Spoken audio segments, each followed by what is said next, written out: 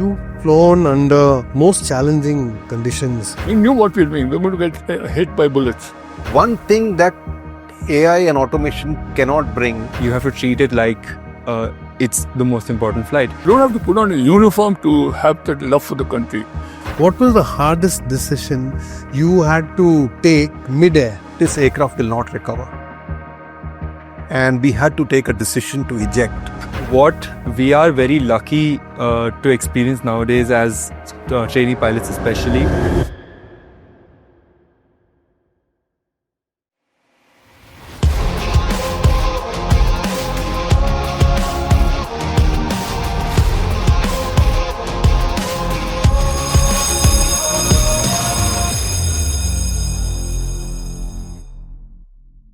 Welcome to the School Bell podcast.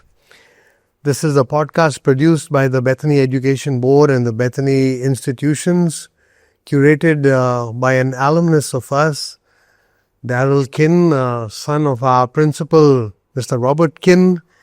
And we're very proud to have Daryl, who has worked behind the scenes and put all this together. My name is Akash Ryall. I'll be the host for this episode this morning. So this show isn't just about education. It's about the world that our students and students all over across our country are entering into. And we plan to have podcasts that talk about the real world, real conversations. We're going to talk about finance, about health, hospitals, tech, maybe even our traffic, but certainly the future of our country. In our very first episode, we're talking to three pilots from very different chapters in life. One has flown over war zones. The other is a trainer of commercial pilots today. And one just stepped into the cockpit. We're talking about aviation. We're talking about pilots. And with us first is Air Commodore Ali M. He's a decorated war veteran, a VVIP pilot, and former senior instructor who served in the 1971 war. He has over 8,000 plus accident-free flying hours. Ali Saab, if you can tell us a little more about your professional life. Well, Akash, to tell you a little background of my early life is, I applied for Air Force much early, but my mother refused to let me go. She said, you go there, I'll commit suicide here. So next thing I had to do was give my friends address to join the Air Force. Not that I had any love for flying, I never knew what flying was.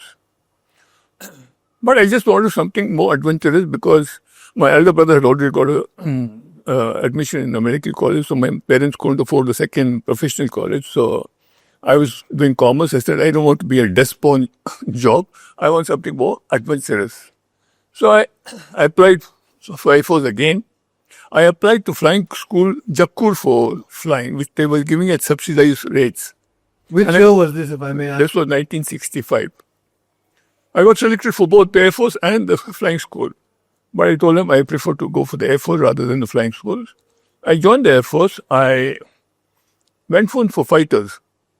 Those days we had a Vampire for the training stage. Now, I could not fit into the Vampire solo aircraft because of my height. So they transferred me to transport. I passed out as a transport pilot, Dakota pilot. I've flown about 75 hours on Dakota. Then en masse we were shifted from transports to helicopters because there was an acute shortage of helicopter pilots. And I don't regret being a helicopter pilot. I think I've seen one of the best places, because when you're flying in the Himalayas, you look at this God's creation and you say, what an insignificant creation you are as compared to God's other creation. And the scenery you've seen, the landings at 20,000 feet, that is at Amar and Sonam, which is one of the highest helipads in the world, where one side is Pakistan, one side is India, and if they hear the noise of a helicopter, they start shelling. So we do what is known as terrain masking flying. We see a big hillock, we fly, then climb up here and land immediately. And the 20,000 feet, you are practically hyperventilating because our masks are not fitted with oxygen. So with the result, you have to take out the mask to talk to the pilot to be ready with the right rudder pedal, because you can run out of right rudder pedal, and you have to call out the RPM and the speed. So he's concentrating flying, so you're calling out. So you're now without oxygen for 15 to 20 seconds. So when you land, hyperventilating, you quickly take the mask and start snorting oxygen. So after all those things, and then of course by flying for VVIPs, you are under tension. So tell us, name a few of the VVIPs that you flew on. I've carried Indira Gandhi, I've carried Sanjeev Reddy, Zail Singh, Venkatraman, Narasimha Rao, and Margaret Thatcher, Wow. Jai Vardhane, and Robert Mugabe. All That's these amazing. I've carried. So, though you might have the highest cat IR rating to carry a VVIP, but only the PMO can clear you. The PMO, what it does do is they send a CPI team to my parents' house to find out the background of you. Then they check whether what is my habits. Am I a drunkard? Am I short-tempered? Am I getting tense whenever I get an emergency? Okay. Only after this the PMO clears you for flight. So there are many people who are holding air master degree but not clear for VVIP flight. Then the 1917 war came. I'm telling you, we had no discrimination against religion because I was fighting against Muslim country, Pakistan. And I was the first to land in Dhaka for the surrender ceremony. And many a time people have asked me, how come you went there? I said, what's wrong? I'm fighting for my country. That's why I said, you don't have to put on a uniform to have that love for the country. You have to have the love for the country from the heart. Fantastic. Ali Saab, two things you mentioned over here that kind of resonates with me.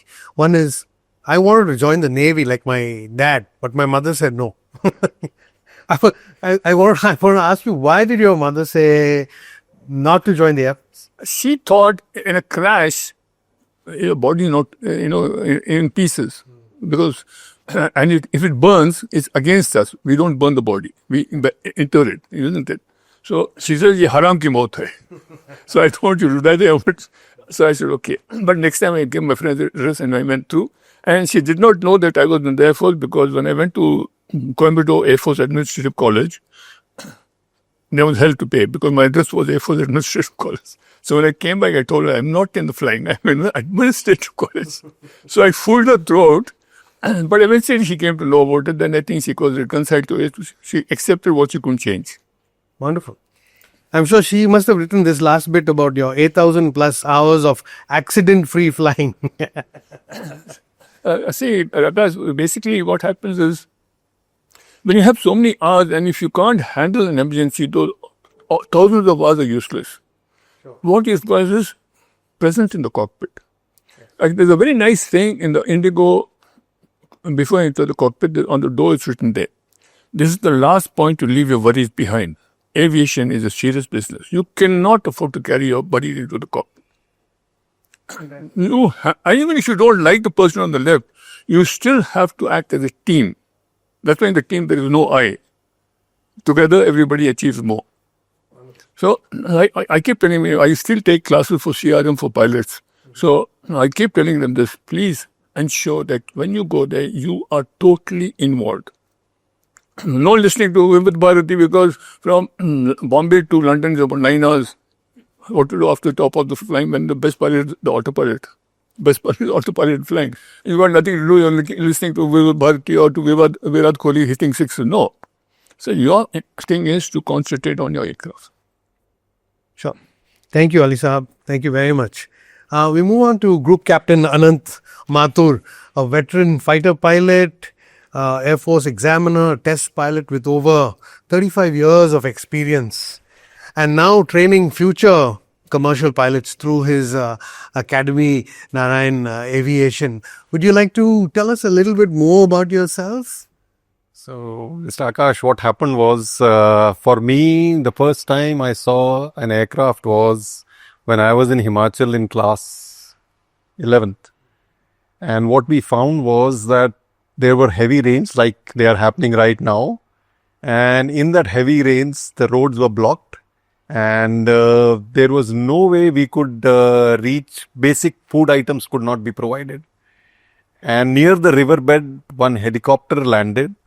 That helicopter had two smart-looking pilots wearing goggles and their Air Force overalls. And that is the day I was hooked.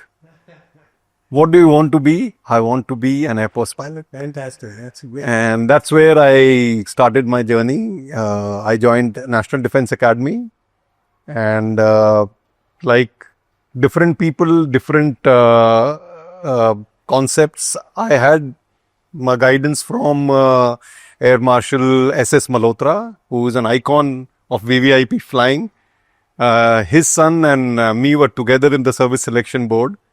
And my father asked him only, Air Marshal Malhotra, should we send your son? Should I send my son to, Air Force? And he said, yeah, go ahead and send him. And that is why I joined the Air Force. And I was lucky to be a fighter pilot. Flew for 24 years. And during this process of doing fighter flying, I was an instructor. And I was also an Air Force examiner.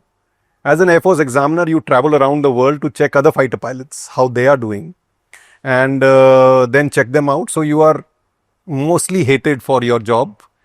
And there are some people whom you meet and you feel happy to meet them. And there are some people whom you meet, whom you are happy about them having departed from your life. So I did that role for 4 years because an examiner has the tough job of passing or failing. I did that. And then, of course, I did test flying for about 4.5 years in the Air Force and about 4.5 years in HAL. Then I shifted over to civil aviation and did 10 years of flying and instructing civil pilots on the A320 aircraft while flying for Indigo Airlines. And then I am taking a break and teaching some young students how to become a pilot. Wonderful. Thank you very much for that introduction, and we're glad to have you with us this morning. Third person on the panel is First Officer Prithvi Saggar, a newly qualified Airbus A320 pilot and a proud alumnus of Bethany High. Prithvi, I knew you when you were studying here in the school. You were part of the boarding, and I found you to be someone who was slowly moving towards the music industry at one time. The next, I thought you were very tech savvy and you got into that. What made you get into aviation? So I think, first of all, I'm really honored to be sitting on the same table as such experienced and inspirational pilots. Thank you for that. But as for what got me inspired to become a pilot myself, as a child, I was really, really amused by the whole concept of civil aviation, particularly. The whole concept of how airlines function, not just the flying aspect of it. Obviously, if you've not tasted what it feels like to actually fly an aircraft, you can't tell if you love it or not. But the whole concept of airlines was something that I was in love with. And I knew that hopefully one day in life I'd want to work in the airline industry one way or the other. I like you said, I was during school, I dipped my feet into music and then tech and then videos. And I did pursue a career in filmmaking, which went on for a while and went well, but wasn't giving me the satisfaction every day. I wasn't waking up and jumping out of bed ready to start my day. And I happened to work for an airline at that time, making videos for them. And it didn't give me the satisfaction I thought I would be getting, because I knew I wanted to be in the airline industry, but that wasn't it. And then I realized I actually just want to become a pilot, really, really want to become a pilot. But my mother was very against it. It could be multiple reasons, not the safety aspect for me. It's also because I'm not sure if you remember, so I was not studious in school. My marks were nothing to be proud of. And if you want to become a pilot, you really need to study. Hey, Prithvi, interestingly, Ali Saab was not a science student. Oh, wow. He'll tell you, he was an art student. He took arts. So for those of you who are watching and you are not science students, you can be a student of art and still become a successful pilot and fly the skies today, whether it's for the military or civil. Go ahead, I stopped you. Yes, so basically I wasn't very studious in school, and my mother didn't have enough trust in me that I would put in the effort required to become a pilot, because you need to study non-stop. I mean, you need to study really, really hard to, like, especially make it into the airlines. And that's actually, I'm not sure if you're aware, so that's when my mom came across Captain Anant Mathur on Google. And she had already given me a hard no, that no, you're not becoming a pilot, but then she saw me really upset and gave Captain Anant a call. And so I just said, why don't you bring him over to my academy and we can have a chat. And The rest is history, as they say. exactly. But we all know you worked really hard, Pritri, and we're so proud of you. Thank You did work very hard. Small little mnemonics and things like what Ali Saab was sharing a little while ago, and I'm going to tell him to repeat that for us. He also had to work really hard to achieve his goals and his dreams. But tell us that one little mnemonic that you mentioned. Yeah, I did not know trigonometry, so to mug up the sine theta, cos theta, and tan theta, I had to make out something like, some people have curly brown hair turning permanently black. Some is sine. People have. People is P. Have perpendicular over hypotenuse. And curly brown hair. C for cos theta. Curly brown hair. B for base over hair hypotenuse. Edge. Tan. Turning permanently black. Tan theta. Turning permanently black. Base over hypotenuse. Fantastic. Those who are watching, if you just remember and take in these jewels of knowledge, sometimes it's good to break up difficult concepts into little mnemonics like this way to help you remember to do well in an exam. Let me just jump right into the first. Akash, we have even for our checklist when we're flying trainer aircrafts for students, we have what you know the TTMPFGH. That is T for throttle, friction light, M for mixture, P for pitch. This is how we teach them how to remember mnemonics. Fantastic. Prithvi, you take that down. TTMP, FIHC. You have to remember this. Downwind checks. Every check you have to remember with mnemonics only.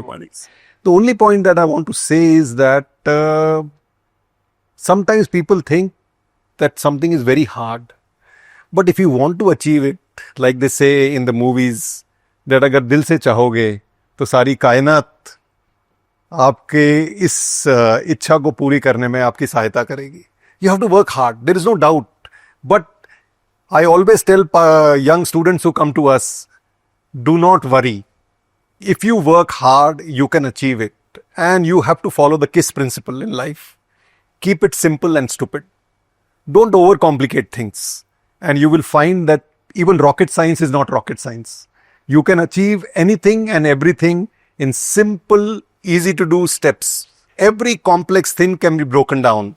And Prithvi is being modest. When his mother came and I talked to Prithvi, in 5 minutes I could realize that not only will be a good pilot, he will be actually an exceptional pilot. And he proved us right. He cleared all his exams in first go. And he's been selected in the first attempt, which shows his caliber and his capability. And sometimes what happens is parents don't appreciate the capability of their own children because they are so close to them. So if you believe, you need to believe a little bit more in your children and give them the chance, and they will make you proud one day. Ali Saab, you've flown under most challenging conditions, from high altitudes to war zones.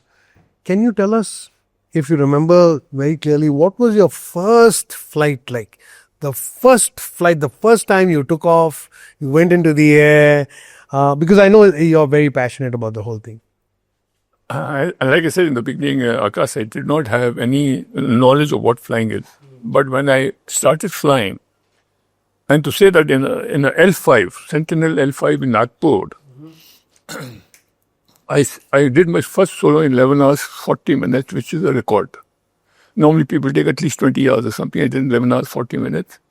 And when he launched me solo on downwind, there's a circuit pattern you do. Takeoff, crosswind, downwind, base leg, final approach. This is the circuit pattern.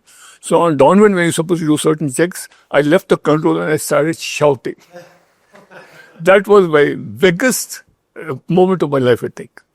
And of course, after that, of course, I became so passionate about flying that after my retirement, when I got a chance to fly for Rotary Wing Academy in HAL, people saw me flushed, very, what happened? I said, I'm back to flying. So that much I was missing flying. Lovely. I read this article about Neil Armstrong when he first landed on the moon. The first thing he did was, so something like you're shouting. This next question is for you, Group Captain. You've flown fighters, trained pilots across generations. What's something that you've learned in your early flying days that you still hold true today? Actually, the one thing that I realized, I'll tell you an interesting story. When I was practicing bombing missions on the Jaguar aircraft, there is an automatic bombing mode where you are supposed to cue the target on your head-up display, which is right in front of you, and then you keep the trigger pressed, the bomb will go automatically. And I was just not able to do it. As I would come close to the target cross, which is where the bomb would go, would run away. And I didn't know what is happening. So when I landed after dropping my bombs here and there, 2 flights I did that day, all the 8 bombs, 4 bombs per flight were everywhere. And I was very disappointed, very disgusted with myself. And I sat with my instructor and with my friends. And then they told me that you are changing over from the acquisition phase to strike phase very early. Simple trick that I was missing. And that is when, as I grew up in life, I realized that when you share your problems and when you are willing to learn and take criticism, you improve upon yourself. So this is one thing that I learned very early in my life, that you should be willing to learn and accept your mistakes. In fact, we had what I consider a person more capable and competent than me who came to our squadron later on. We found that he was unwilling to accept his mistakes, and he was flabbergasted when it was shown to him, because aircraft you can actually prove it. The systems wise, that person could not continue in fighters and had to leave fighters because of the same reason. So be it any field, whether you are doing flying, whether you are doing, you are an engineer, you are a chartered accountant, you should have your ability and willingness to learn and accept your mistakes, because that makes you a better professional as you gain experience. You are absolutely right. And we are going to invite you to come and talk to our students and give them this little message, because you cannot go forward if you can't raise your hands and say, sorry, I made a mistake. I'll learn and I'll see that I don't do it again. Thank you. That was very powerful. Prithvi, we just heard about your journey from Bethany to the cockpit. Would you tell us what are some of your dreams, Prithvi? And have you ever gone as far as 10, 15 years from now? Would you like to own aircrafts, be like, I don't want to use the name Vijay Mallya, but, be in a space where you're not just flying. Have you ever gone that far, thought that far? So I feel my dreams have evolved and changed as my journey has progressed in this field. Like I said, initially I was just in love with the concept of airlines. Then I was curious about aircraft. Then when I had my first flight, I fell in love with flying. And until then, I'd never even considered the option of possibly becoming a flight instructor for single engine aircraft at a flying school. But I seriously started considering that as well when I was in flying school, that maybe I want to continue staying here as an instructor, because I just was so much in love with the with the feeling of flying a single engine aircraft. And I've heard enough from people that when you move over to the airlines, you're flying an Airbus, you don't get the same feel as flying a small aircraft, because it's a completely different ball game. There, it's a lot more technical. Here, it's a lot more hands-on. But by the end of my flying school, I realized, no, I still love airlines, and I was lucky enough to have an opportunity to write an exam for the airline that I actually dreamt of when I started this career, and Which is? Indigo Airlines. And I actually just want to say one thing, that my foundation was so strong during my initial days. I still remember my first class with Captain Anant. I still remember the lessons he taught me in my ground schooling with him, where that just helped me so much during my whole airline entrance process, from the written exam to the interview to every step. And I just think that it's so important that your foundation is so strong. But after that, like when I got into this now, I was sent for my Airbus training to Malaysia, Kuala Lumpur, and I fell in love with the systems of the Airbus. And I would say I'm currently just living in the moment. I am currently just looking forward to what's next. I think the industry keeps changing. I think I am also learning more about what I'm enjoying as time passes, and haven't actually thought about 10, 15 years later. Okay. All right. Could I add that people like, Sure. Please jump. also what I want to say to add to these two people what they've said is you have to have a passion. Without passion, you can't do it. Everybody's seeing Three Idiots. Am I sure? What does Amir Khan tell Madhavan? National Geography has recognized you as a top photographer. Why do you want to be a third-rate engineer? Right. So don't come for flying or something because your friends are joining it. Yes. No, do it for your heart. I think you've got that passion for it. And aviation requires discipline. If you don't have discipline, please don't join aviation. During your flying days, both of y'all, what time would you all go to bed? What time would you get up in the morning? I had to get up early morning. I used to go to sleep by even 8:30. 8:30. Because I require that 6 hours to 7 hours sleep. Because they say if you sleep only 2 hours, it's as good as taking 4 pegs of drinks. Okay. And that is not good for. What happens is you require 2 skills for being a pilot. One is psychomotor. Psychomotor is nothing but stick and rudder. It's the coordination between your brain and your limbs. Right. And that once learned, like cycling, dancing, swimming, you don't forget. Right. I never flew for 15 years, but in Aero India, I put my name down to fly the Bell 429. I went there, there was an American pilot, he asked me what, he put me at the captain's seat, he says, take off. I didn't forget flying. I picked up, hover taxi, went, came back. You remember, in Aero India, the whole world is watching on you. The other skill which is required is called the cognitive skills. Cognitive skills are something which can decay if you do not practice regularly. That is why pilots from similar airlines, every 6 months they have to go to the simulator to do what is known as instrument procedures and emergency procedures, because this can decay. So you have to be in constant touch. That's why they have sent every month. This is mandatory by the DGCA. Okay. So, Ali Sahab, since we are talking to you and you brought this point up, you were in active service during the 1971 Indo-Pak War. What does pressure feel like in a cockpit during a conflict? See, when we had to land on the 7th of December in Sylhet, we went in the morning, dropped quite a few of 5-5 Gurkhas. They thought we'll continue for the night also. But leader, Group Captain Chandan Singh, was flying on top in the Albert and he saw the tracer bullets coming from the enemy side. He said, nothing doing or not going at night. The brigadier got a little worried. He says, my troops are there. You sent them to slaughter. He said, they don't have signal equipment, they don't have food, they don't have ammunition. I wanted to go. So there was a big fight between both of them. Eventually he said, okay, I'll send one aircraft, suicide mission.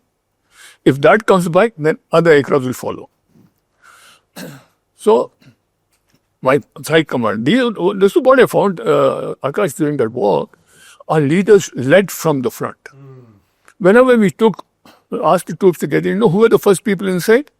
Lieutenant General Sagat Singh, Major General Gonzalez, Major General Krishna Rao, both became the ex-chiefs, and Brigadier Rocky Hira. They were the first people inside. So we youngsters had such leadership people in front, we could not refuse. And the Josh was there and we said, we'll go ahead. We knew what we were doing. We were going to get hit by bullets, ground fire. And most of our helicopters got hit. We went there and came back. And we continued doing that the whole night, up and down, up and down. Now remember, when aircraft lands, it lands in the runway with fully lit runway. Yes. Helipad, when we do training, we have helipad marked with goosenecks. Goosenecks nothing but contraption in tin, where you have a little bit of wick and kerosene is filled and lit up. So we fly in that. But in war, we can't carry goosenecks. So there was somebody, the first batch that they had dropped, he collected some grass and lit a fire. Only at one lit fire, we kept going and landing. Okay. So it's like you said earlier, you just have. You don't have fear. I suppose basically because we were young. And to tell you the facts, Akash, our aircraft is so old. Me-Force. It was on the last phase of his journey, the Indian Air Force. It did not have GPS. It did not have weather radar. It did not have autopilot. Okay. And during war, everything is a blackout. The whole country is a blackout. You can't make out where the cities are, where and the roads also you can make out because there will be either a train going or a transport going on the road. There's no lights. So navigation becomes difficult. Yet we never, we're all youngsters with 22 to 3 years of service, with 200 hours of experience, not much of night flying experience, yet we never dropped our truth in enemy territory. Fantastic. Group Captain, I'm going to ask you this now. You tested the aircrafts, flown combat missions, led the squadron. What was the hardest decision you had to take mid-air? So I was doing flight testing and stall testing on the intermediate jet trainer. This was being done in HAL. When we were, before the aircraft is released for service, it needs to be tested by test pilots. So I was doing that testing. And during the stall testing, the aircraft went into a spin. Aircraft, when it goes into a spin, it is turning itself around in all three axes. An inverted spin is even worse. Two of us were there in the cockpit. And as you understand, a fighter cockpit is built around the pilot in the sense that every switch you can touch. And if you move your elbows like this, you will probably hit the sides of the cockpit. So it's a bit like it's cozy, calm, comfortable, and a bit like the mother's womb. And when the aircraft was spinning, we realized that this aircraft will not recover. And we had to take a decision to eject. How many seconds did you have? So the whole process was about 35 seconds before we decided that we need to punch out. And that was one of the very tough decisions, to leave an aircraft, because you leave it with a sense of guilt and with a sense of feeling that, have you done something wrong which happened? It later on happened and we discovered that the aircraft had some problem in controls. But the fact that you have to take that decision in that instant, when the aircraft is spinning in all three axes, and when we ejected, the aircraft was like this, we punched out like this. No. So this is my second life and I am lucky to be alive. And I thank God every day for that. But the fact is that what you need to remember is, in life, you will face tough situations. And whenever you face tough situations, that English saying, keep calm and carry on. That's important in life. You will face these kind of situations in aviation more so as you are a pilot, because it involves, like Ali sir said, psychomotor skills. So you need to apply yourself, take the decision, be mentally prepared. Every time we fly in the civil aviation also, every time before we line up, we do the basic drill of reject takeoff and engine failure immediately after takeoff. Because it can happen in the next 1 minute to you. And you cannot be found wanting, because there are 300 people sitting behind you whose lives are in your hands. So you need to practice this, and if required, execute it flawlessly. Group Captain, two quick ones coming out of what you just spoke about. Is it true that you have to be a certain weight for the eject button to work? You can't be underweight, you can't be overweight. So there is, most of us are within that regime, but definitely if you are too tall, like Ali sir said, in MiG-21 aircraft, if you are too tall, you are in trouble.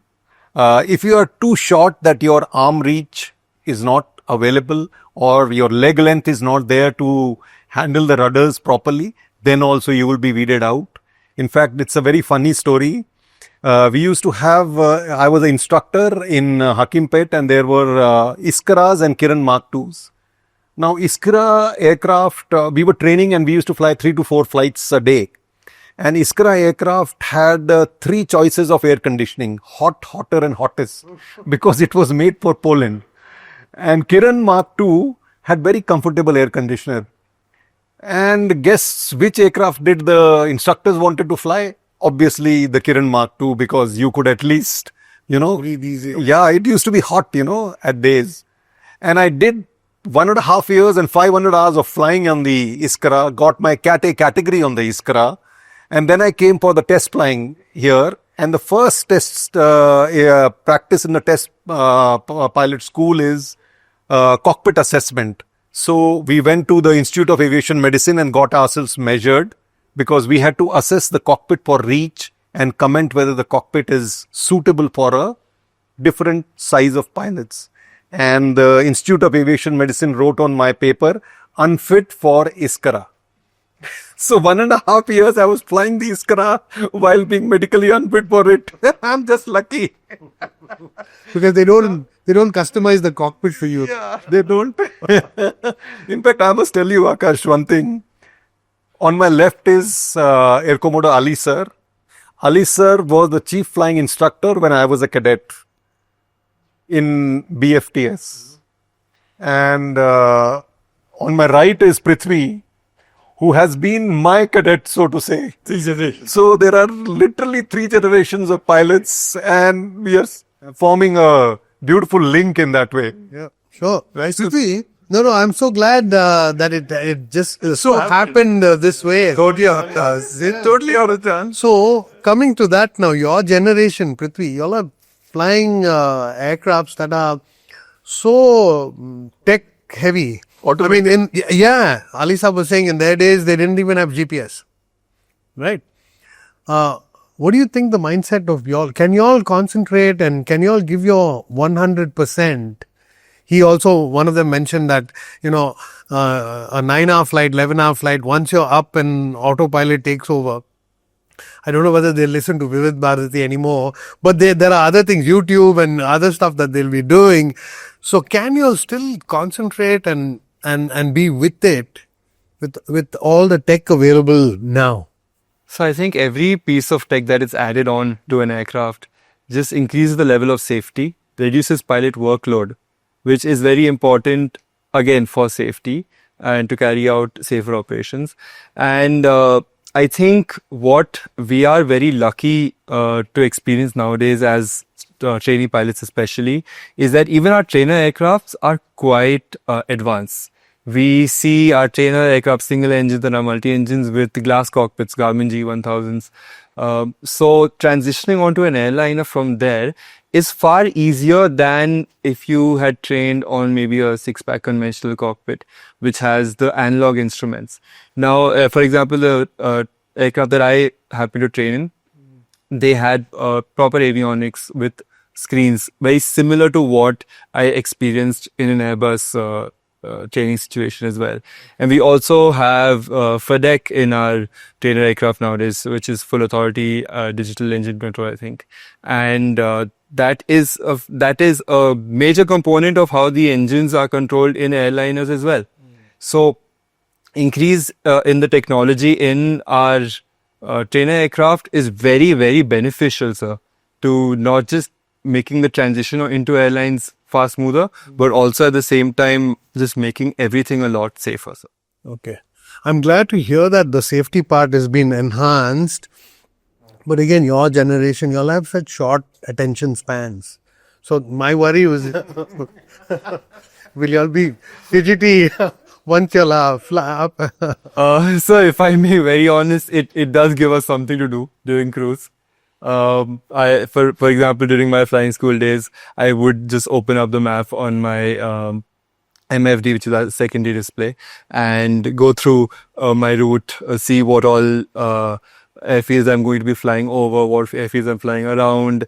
And it also gave me a lot of information. I could get the frequencies of that ATC in case I had to call them for anything.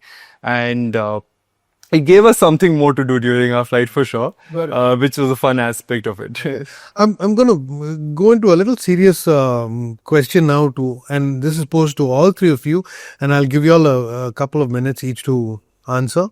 Aviation safety has been in the spotlight, and especially after the recent Air India, the Dreamliner crash, unfortunate one that happened in Ahmedabad. What should the average person know exactly about what goes into the safety of an airplane taking off and landing and mid-flight? If I can say about the Boeing, Akash, it was a very good company, engineering concept. And they made the 747. It's been flying for now nearly 60 years with no mishaps. Ali sir, even the Dreamliner, I'm told the pilots who I've heard talking about it say it was one of the safest. No, but I'll tell you one thing, Akash. In 1997, when they joined hands and took joined hands with McDonnell Douglas, engineering took a back seat. Profit became the main. So there were shortcuts. Whistleblowers, the culture changed. The whistleblowers were told shut up, or they were paid to keep their mouth shut. There were a lot of shortcomings in the Dreamliner. Today only I got a message that says Nippon Airlines 787. They grounded the fleet for nearly 13 days because the General Electric and the Rolls-Royce engines which are given for these aircraft were malfunctioning. There were cracks in the turbine blades, which never happened before. Because of this concept where the thing changed from engineering to profits. Who paid the price? The passengers. So is that a myth now to say that... Yes, every year is coming a problem. British Airlines have grounded the fleet. And Japan Airlines, I don't know, Indian Airlines, one aircraft took off from Tokyo coming to Calcutta, landed because of pressurization. Recently. I'm not talking about past. Recently. I think within no time, most of the 787 will be grounded. Now, this is basically made out of composites. Composites are good because it's lighter, it is stronger, and you carry more passengers, you carry more fuel, you go a long distance from Singapore to California, all that. But in case of an accident and a fire, where in a normal crash, if some people will survive, here nobody will survive. Why? Because the fumes of this composite is so dangerous, it can kill a person instantly. Okay. So composites are good, but at the same time, this is the problem of composites. As a layperson, I'm just asking you, the fuel is carried in the wings? Wings, yeah. Is there a reason for that? See, bottom is for your luggage in the body fuselage. Right. So the only place you can keep it is in the wings. In the wings, is it? And you can balance out also. One main tank which can give the gravity feed, which these two tanks feed in. So you have to cross feed. So one of the suspects was that Turkish firm which was banned, Celebi or something, after the Operation Situr, Afghanistan and Azerbaijan backed Pakistan, so we stopped these Turkish companies from doing the ground handling. They suspect could be sabotage that the fellow who did that might not have opened the cross-feed valve. So that's one of the conspiracy theories. Group Captain? So I feel that why aviation, this accident is really sad. But as per the NHAI website, 462 people die in road accidents every day. Every day, 462 people. And we're talking about an air crash. And we'll keep talking about it for some months to talk, and some years also it will be referred to. Aviation has become the safest mode of travel because everything that I speak in the cockpit, every button that I press in the cockpit, every button that I do not press in the cockpit is recorded, reported. Every flight that I do in civil aviation, every day it is taken out, and if I have made simplest of infringements in safety, it is graded and the pilots queried as to what happened. So you are continuously improving yourself and the system to make sure that safety is the buzzword in civil aviation. As far as the problems of Boeing are concerned, there is no doubt that Boeing is running at least a couple of years behind Airbus in every which way, and they are playing catch up. And there is no doubt that Boeing is a company with legacy, and I sincerely hope that they come up with the right solutions, refocus their efforts on engineering and improve their equipment. As far as the conspiracy theories and so many other theories are concerned about this crash, like I was saying, everything is recorded in the cockpit. So what you need to do is hold your horses. There are professionals who are employed, who are doing a task. Whenever a crash happens, it is very difficult to get the flight data recorder, and it takes days to get the complete picture from that and then to analyze it. Do you all have information if that black box was recovered? Exactly. So the black box has been recovered. Just 2 days back, we got the information that the black box has been decoded. So maybe in the next few days, you will get a preliminary report which will point towards a final indication. I mean, the memes that we have all seen about a captain coming on TV and first referring to, okay, it's a captain's fault. Then he came out that the seat has gone behind. Then he came out that the rat has come out, which is a ram air turbine, which means both the engines have failed. And he's changing his opinion every second day. We should just hold our horses, let the professionals do their job, because it's too important to be left to conspiracy theories. So what you're all telling the viewers is to wait. Absolutely. Don't jump to any conclusion. Also, the regulatory authorities in India is the DGCA and the Ministry of Civil Aviation. Like that, you have the FAA in USA and the CAA in Britain and EASA in Europe. They're all regulatory authorities which put a lot of restrictions and checks and balances. Like every pilot in India has to undergo 6 months simulator training. Every pilot has to undergo CRM training and special ground training, SGT, every year. Dangerous goods every 2 years. All that is there. But how well they've been carried out, that's the question. I do not know. I'm not going to comment that some people are short-circuiting the issue. But let's take the case of Boeing. To compete with Airbus, they brought in the 737. Initial, very good aircraft. Short haul, they increased it to 737-200. They said only the fuselage has increased a little bit. So clear it under what is known as grandfather's clause. There's something known in the regulatory order, you got a grandfather's clause. You increase it. So they don't check. Because 737 was cleared, you cleared this also. Then it came 737-400, 737NG. Then came the 737 MAX. Now that also was cleared. Now what happens is they put a bigger engine for 737. Now if they put up the same thing underslung of the wings, it'll touch the ground. Because they wanted a fuel efficient and a bigger, powerful engine. So it can compete with Airbus. So they had to put a pylon a little bit ahead on the wing and push it up. Now once you do that, the CFG shifts. That they didn't cater for. Now, when you open bar, it started shooting up. So they put a little angle of attack indicator to ask the computers to put the nose down. That's why we lost 2 aircrafts, Indonesian and Ethiopian Airlines. 346 people died. That's when the 737 was grounded. Boeing went into loss of 20 million.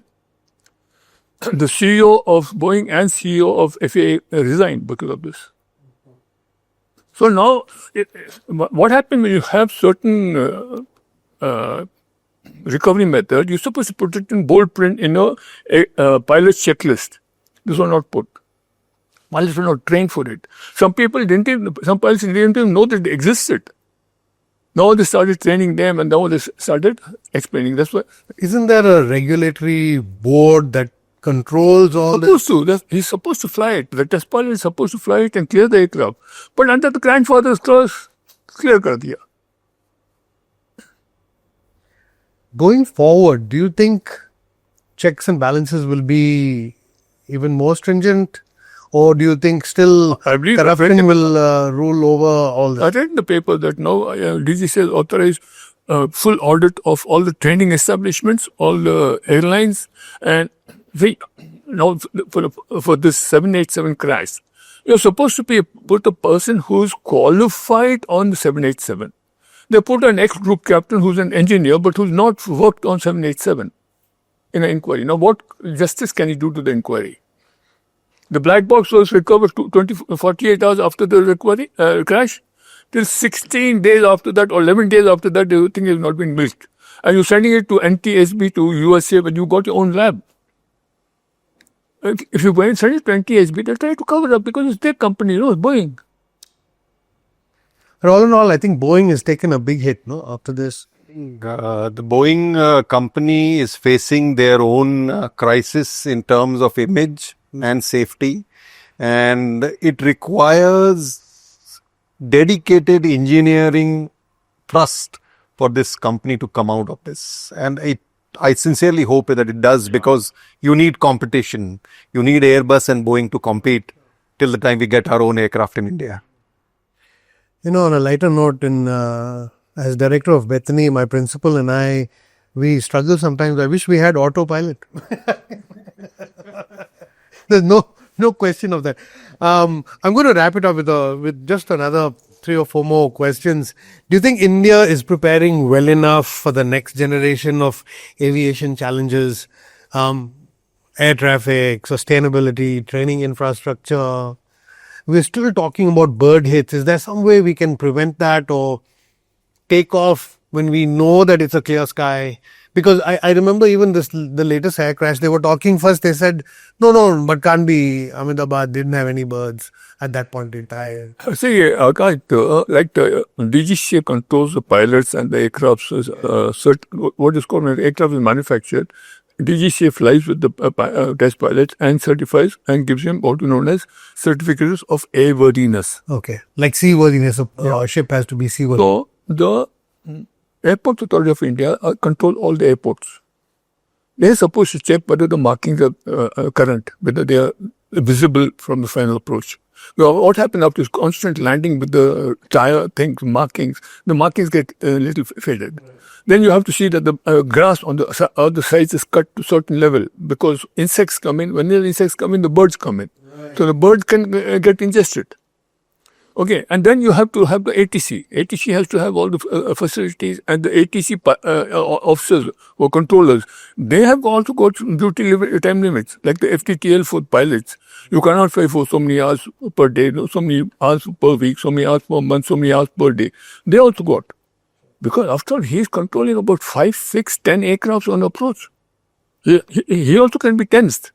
So there are checks and balances, but how well the audits are carried out, I'll leave it to the. But it's fascinating for us lay people to hear about all these intricate little details.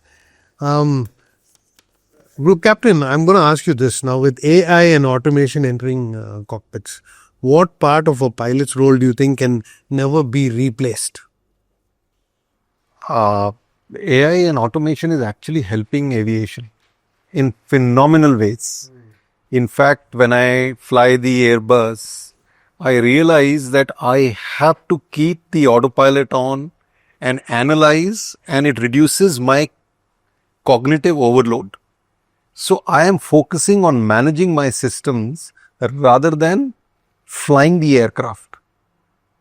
I am using my skills to build the safety in the system. And that is a great boon. However, one thing that AI and automation cannot bring is the critical thinking ability of humans. The saying amongst pilots is that emergencies rarely happen as per the book. Take the example of Sully. Captain Sully. Twin engine failure is not even listed because as per them, it can never happen. So you can only program for things which you have imagined. You cannot program for things which you have not imagined, and if they happen, then what happens to 350 people behind? And that is why today it may be possible to fly an aeroplane without a pilot, but would you like to sit in one? So, right now in California, in San Francisco and LA, I'm sure you heard of the Waymo. There are those taxis without a driver. And so far, I think 2 minor little accidents have been reported. But otherwise, it's working fine. They're going across, they're doing freeways and expressways but I don't think we'll ever see a day where 350 people will get into a plane and there's no pilot. Akash, I would like to say one thing. Today, automation has being included in everything in our life. But my advice to youngsters who are going to become pilots is do not be over dependent on automation. Automation can give you a wrong input sometimes. I'll tell you 2 incidents that have happened. One is Turkish Airlines, 737, and another one was a European airline. Coming on finals, they were on autopilot. And at 100 feet, one of the Turkish Airlines radio altimeter gave a wrong indication. It was 10 feet. So the throttles go on auto retard automatically. The aircraft stalled short of the runway and crashed. The European pilot although had the same problem, but he realized there's something wrong. This was not 10 feet.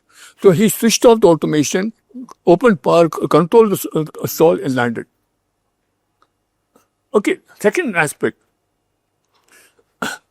Now, in Sully, what did the people say? You should have turned back and landed in the runway. Now, it's very easy to say, but when Sully asked him, he said, how many attempts did you make? He said, 17. I didn't have that. Okay, second aspect is when you take off and do a 180 degrees turn, you have to put on more than 60 degrees bank. At 60 degrees bank itself, your load factor. The load factor is nothing but the all of it divided by the wingspan, wing area. That is, load factor at 60 degrees becomes twice your weight. Okay. So if he has to do 180 degrees back, he has to put on more than 60 degrees. That means his load factor will be more than 3. That means his rate of descent will be more than what is required for a normal approach and landing. He would have crashed in the densely populated New York City, killing everybody on board and on the ground. So automation is there to assist the pilot, not to replace the pilot. I completely agree with him. What's something that your students have taught you during these years? You've been teaching many students about flying or about life. Have you come across anyone that said something profound? Yeah, actually, one thing that I realized with time and experience is that learning curves vary. Some people are inherently smart and they grasp things very fast. And they seem to be doing very well in schools, colleges, their initial part of life. But there are some people who are not really having a very steep learning curve. They have a gentler learning curve in life. They need a little more time to understand the concept. But they keep working on their craft. You look at the so-called CEOs of world companies like Google, like Microsoft and other places. They were not toppers in their schools and colleges. Because in school and college, you are under time pressure. So those who have a steep learning curve do well. But life, you are not under time pressure. You keep working on your craft, you keep doing well, and you will realize you will be a winner. This is one thing I have learned in life. And this is one thing I tell to my students. Even if you are not the brightest person in the class, keep working on your craft. You will do well. Fantastic. One piece of advice for the youngsters or viewers who've been listening to us. Ali Saab. Whatever you do, you have to do it with passion. You cannot do anything without passion and discipline. Discipline is very, very important in one's life because you will see what my standing today is because of discipline. Eat on time, sleep on time, exercise on time. I'm not following any diet. I'm just eating moderately, exercising moderately. And respect for the weather, the environment, and your elders. That's my advice to youngsters. Lovely. Pritri, you've been sitting quiet, been a silent observer for quite some time. Yes, sir. You've heard from these two experienced professionals. They've given their lives to flying and for the country. What is the one thing that you can carry with you now as you begin your career, listening to everything that we've spoken about this morning? So, something that I have picked up after listening to them and experienced myself is that to be successful in this career, not just successful, just to what you owe to your company and your passengers to be safe, you need to have two things: discipline and perfection. If you're not disciplined, if you're not patient, you can tend to make minor errors which could pile up and cause a major tragedy. And secondary, like I mentioned, perfection.